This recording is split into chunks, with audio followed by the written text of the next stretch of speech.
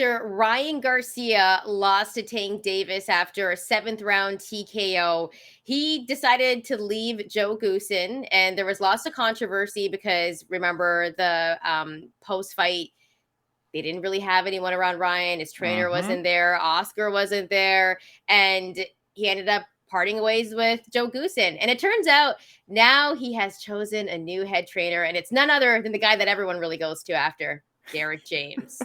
Everyone goes to Derrick James after, right? Brian, what are your thoughts on this? Or they want to go to Derrick James after. Look, we talked about this on the show. If he's going to go the Derrick James route, or if he's going to go a new trainer route in general, for me, it was more important not just to get somebody who's going to make him a better fighter, but could just help him in a lot of ways, because that's a really meaningful relationship. Boxer and a head trainer, and Ryan Garcia, in theory, like, he wants to do this for many more years, right? He's only in his mid-20s, just scratching the surface of his prime in terms of age, could be, right? And he still has the potential to be really, really good, as we've mentioned in the build-up to the fight between him and Gervonta Davis. While it was great that both fighters are undefeated, this wasn't going to kill the guy who lost. And ultimately, a lot of our favorite fighters, not just yours and mine, but a lot of our favorite fighters as boxing observers, media, fans, etc., have losses. A lot of them. For me, Felix Trinidad had a few losses. Miguel Cotto had a few losses. A lot of people love Roberto Duran, for example. He had a bunch of losses. Sugar Ray Leonard, etc.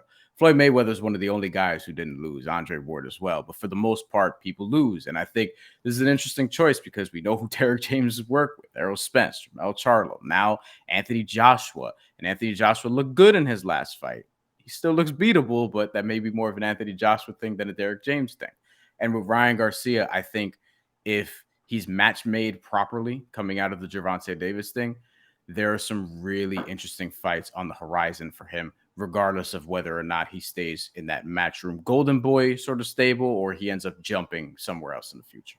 Yeah, I think this is a great move for a guy like Ryan Garcia because I felt like with Joe Goosen, we were getting a little bit more from Ryan Garcia, but he wasn't really hitting his full potential. And I think a guy like Derrick James, we've seen what he's done with a guy like Errol Spence Jr., we've seen what he's done with a Jermel Charlo. I mean, these guys are world champions. And then you're taking on a former heavyweight world champion in Anthony Joshua. That's a crazy camp. The only thing I'm curious about is how Derrick James is going to be able to handle all of that at once. But I mean, Right?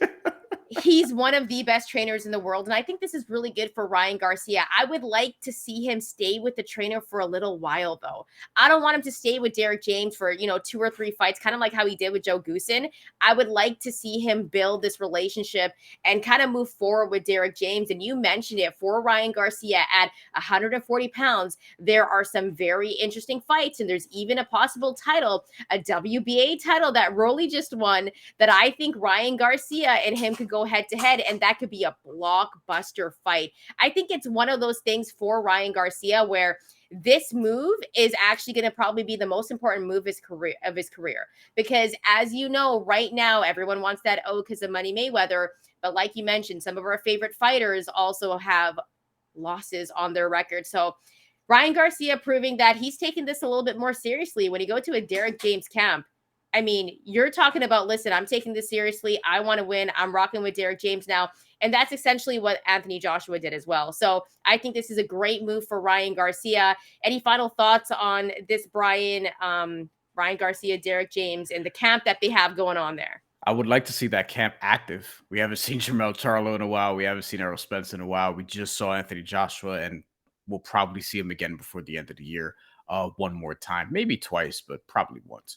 We'll see. I'm curious to see more than anything else, just how Ryan Garcia looks, what's going to be different about this, how much his defense in particular improves, and being able to apply pressure and hit without getting hit.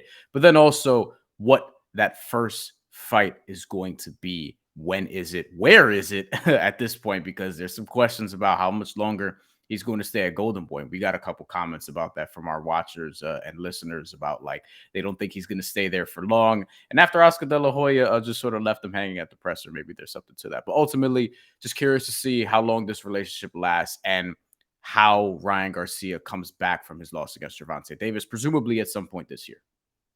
Yeah, and I mean, apparently Oscar said he got death threats, as we kind of mentioned before, but nonetheless, I think this is a great move for Ryan Garcia. I actually do see him leaving Golden Boy Promotions just because I feel like there's a little bit of a rift there. Because even after that fight against Tank Davis, Oscar De La Hoya was like, "Yeah, we got things in motion," and then Ryan was like, "No, we don't have anything in motion right now. What are you talking about?" So there seems to be, Right. some miscommunication there. And after he just left Joe Goose, and I wouldn't be surprised if after a couple of fights, maybe he leaves Golden Boy Promotions. And I think this is something that could definitely happen. So, very interesting for Ryan Garcia here at the Mandatory. We want to know what you think about Ryan Garcia joining the Derrick James camp. Do you think this is good for him? Also, who would you like to see him fight next? Because that's probably one of the biggest topics at 140. Now, we got some other-